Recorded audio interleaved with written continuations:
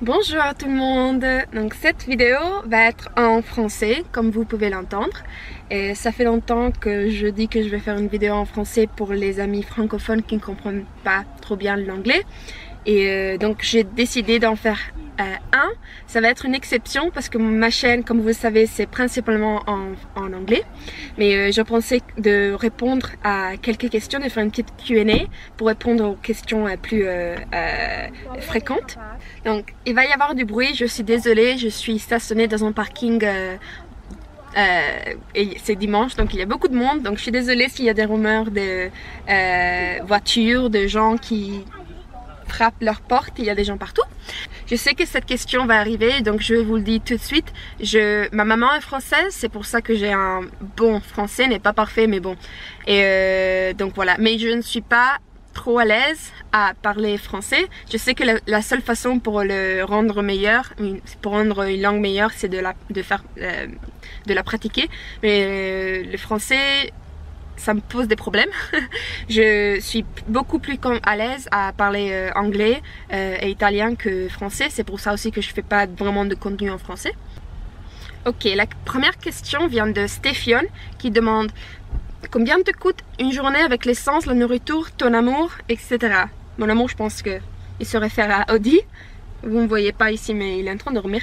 J'avais fait une vidéo spécialement sur ça, mais bien sûr, elle est en anglais. J'avais fait pour un mois, j'avais contrôlé, vérifié tous les jours comment je dépensais. Et à la fin du mois, j'avais dépensé plus ou moins 550 livres. Donc ça serait 600 €. Qui, je pense, pour une journée, ça serait combien?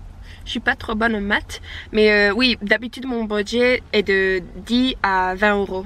Ça dépend beaucoup des jours, des journées aussi. Il y a des jours où je voyage beaucoup, des jours où je voyage pas du tout. Ouais, ça dépend des jours et d'où on est et de ce qu'on fait de sa journée. Et aussi Stéphion et aussi une autre dame m'avait demandé comment je fais pour financer mes déplacements sans arrêt, seulement les bijoux. Enfin, déjà, c'est pas des déplacements sans arrêt. Je voyage pas autant que ça au final. Cette année, j'ai fait... l'année dernière, j'avais fait que 4 pays. Et j'ai dépensé la plupart du temps en Angleterre et en France. Donc je ne voyage pas autant que ça. J'aime bien en fait rester dans des lieux pour des semaines ou même des mois, si j'aime bien le lieu, pour connaître vraiment les lieux, pour connaître les gens, pour connaître la culture. Donc je ne me déplace pas sans arrêt. Mais pour répondre à votre question, oui, c'est pratiquement maintenant c'est, je dirais, 60% des bijoux et le reste c'est de revenus mixtes. Encore une fois, j'avais fait une vidéo sur ça, je vais la mettre ici quelque part, mais encore une fois c'est en anglais. Oui, donc la majorité vient de mes bijoux et je fais un petit peu d'argent avec YouTube, ça dépend vraiment de moi. Et après, des fois j'ai des sponsorships, ça arrive pas souvent, j'en ai pas fait depuis longtemps et c'est pas vraiment la façon de gagner de l'argent que je préfère. Mais oui, les bijoux c'est ce que je fais plus. Je sais que beaucoup de gens pensent que c'est seulement un hobby, que ça donne pas vraiment de quoi vivre, mais c'est un boulot, c'est comme n'importe quel artisan, on crée des articles et on les vend. C'est pas si incroyable que ça de faire de gagner assez d'argent pour vivre en faisant de l'artisanat. Je dis pas c'est facile, je dis pas c'est pour tout le monde, mais ça se peut se faire.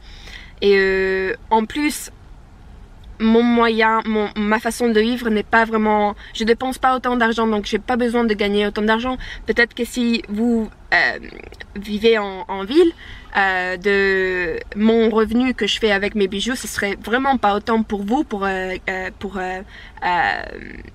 survivre en ville. Mais pour moi, en voyageant avec le van et en dépensant pas beaucoup, je peux en vivre. Voilà. Wow, c'était une longue réponse. Van Life BZH, salut Rudy, ça va? Demande comment va Audi. Rudy a aussi une chaîne, je vais la laisser dans la description box. Vous pouvez aller le voir. Audi va comme ci comme ça.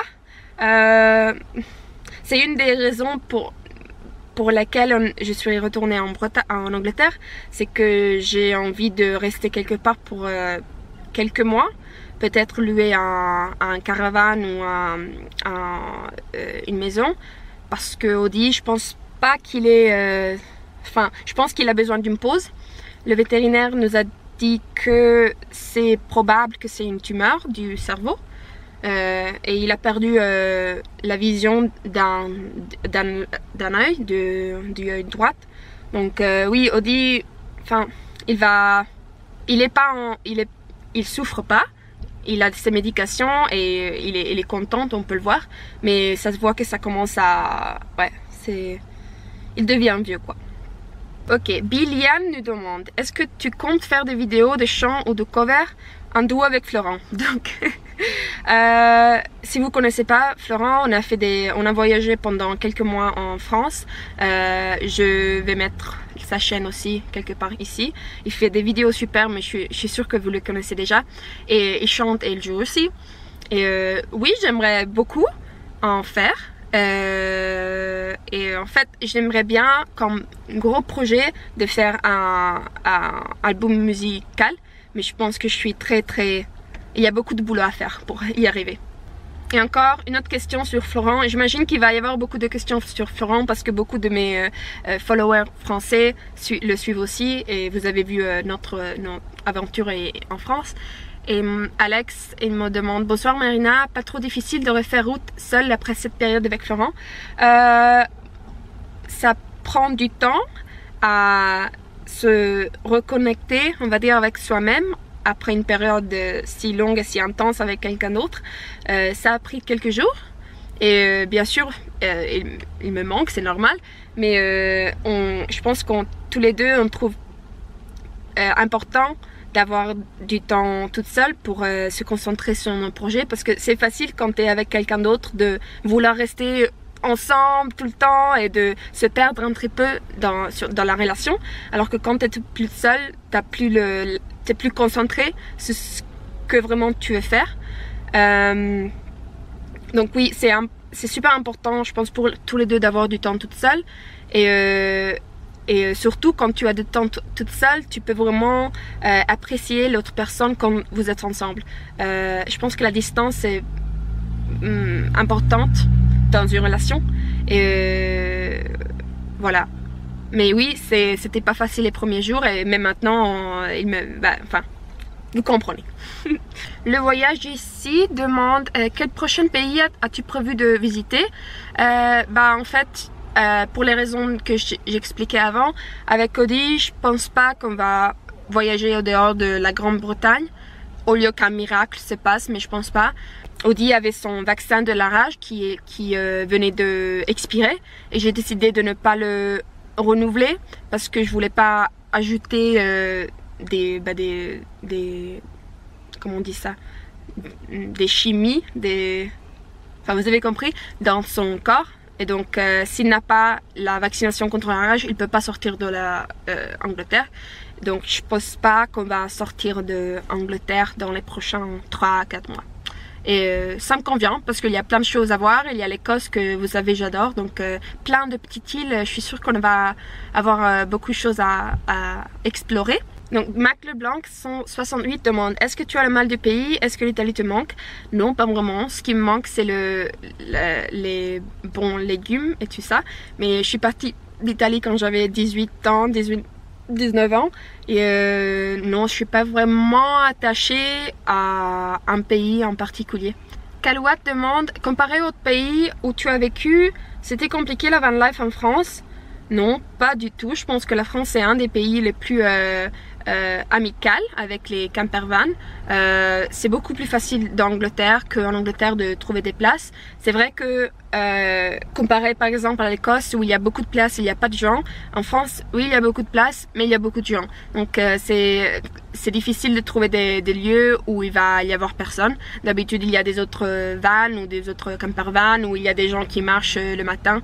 Donc, mais non, pas de problème du tout. On a utilisé l'application Park4Night pour presque tous les spots et ça a été vraiment super. Non, pas de problème du tout. Graphy Trip demande c'est dur de partir seule en tant que femme en voyage. Je pense que c'est toujours normal d'avoir un peu peur quand on fait quelque chose de nouveau, spécialement si on est toute seule. Je pense que c'est bien d'avoir un peu peur. C'est notre instinct qui fait notre boulot. Si on n'avait pas l'instinct de nous dire ah, il faut faire attention à ça, voilà, on vivrait pas longtemps. Donc c'est bien d'avoir un peu d'être un peu affreux, on dit comme ça, d'avoir un peu de peur. Mais ça, le plus l'on fait, plus c'est facile. Et c'est la même chose quand on apprend une nouvelle langue ou on appelle un nouvel sport. C'est difficile quand on commence et après ça devient de plus en plus facile. C'est normal. Je pense qu'en étant femme, on a déjà un instinct, une intuition qui vient de notre vécu. Et on utilise ça quand on voyage. Donc, j'essaie d'expliquer ça en français, vous comprenez, c'est un peu compliqué pour moi. Mais en étant femme, même quand tu es dans une ville, tu es toujours un peu alerte, tu vois ce qui se passe autour de toi, tu sais qu'il y a des dangers dans une façon. Et comment on dit ça, tu apprends à reconnaître quand il y a un danger. Et la même chose, c'est quand un voyage, c'est pas différent du tout. Moi, je me sens plus mal à l'aise quand je suis dans une ville toute seule que quand je voyage avec Audi et il n'y a personne. Je trouve que il y a cette conception que voyager dans un van, dormir toute seule au milieu de nulle part, c'est plus dangereux que vivre dans une ville. Moi, je pense pas. C'est vrai. Si vous pensez au taux de... si vous pensez à les statistiques de la criminalité, bah bien sûr il y a beaucoup plus de criminalité où il y a des gens, où il y a des villes, où il y a beaucoup de maisons que au milieu de nulle part. Donc ouais. Depuis combien de temps voyages-tu? Quel a été votre chemin? Demande Luce2. Donc ça fait 3 ans et avant je travaillais dans un bureau de marketing. Et c'était un très très bon boulot, mais il y avait beaucoup de facteurs qui m'ont fait laisser mon boulot et ils m'ont fait décider de travailler, de voyager.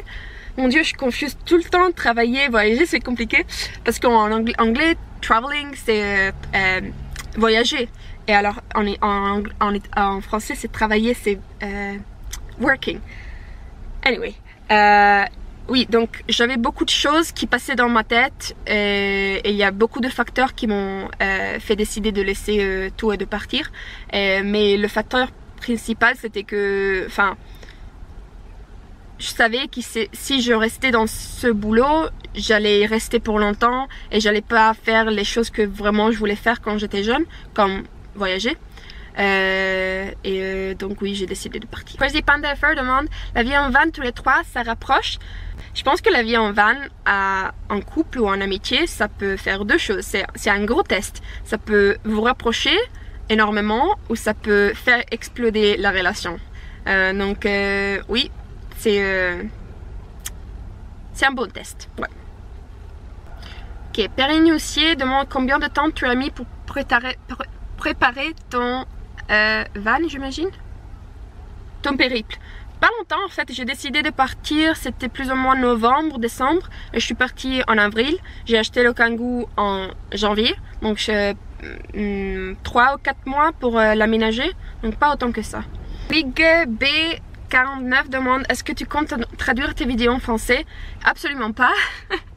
Je comprends pourquoi il y a beaucoup de gens qui demandent ça, mais ça prend énormément de temps. Je vais pas Déjà, c'est compliqué de filmer, d'éditer, de télécharger les vidéos. Et en plus, les traduire, c'est hors de question, enfin pour moi. Mais s'il y a quelqu'un qui comprend l'anglais et voudrait faire de l'exercice et les traduire en français, je pense qu'il y a une application, une façon sur YouTube où les gens peuvent aider à traduire des vidéos. Donc s'il y a des gens qui veulent traduire mes vidéos, allez-y. Mais pour moi, j'ai vraiment pas la tête pour le faire. Marilyn Béline demande une question qui est très fréquente. Hello, dans le Kangoo, comment fais-tu pour les toilettes? Nature ou WC chimique? J'ai pas un WC. Je saurais pas où le mettre, il n'y a pas autant de place. Donc d'habitude c'est nature, fait son camping. J'ai une petite, comment on dit ça? Petite chose pour les jardins, pour faire un trou. On fait notre truc et comment on dit ça? On remet, enfin vous savez, si vous faites du camping vous avez compris. Et si je suis dans une ville, bah il y a les cafés, librairies, il y a des WC publics, il y a n'importe quoi. Donc voilà, ça c'est toutes les questions que vous m'aviez posées sur Instagram. Sur Instagram, j'avais aussi, si vous allez sur mon profil au top, il va y avoir une FAQ en français où aussi je réponds aux questions qui les gens me demandent le plus fréquemment. Donc s'il y a une question que j'ai pas répondu ici, probablement vous avez trouvé la réponse là-bas. Et j'espère que mon français était aussi clair pour le comprendre. Je sais qu'il n'est pas parfait. Et voilà, j'espère que vous allez apprécier mon effort. Je vous souhaite une très bonne journée. Bye bye. Salut les amis. Salut.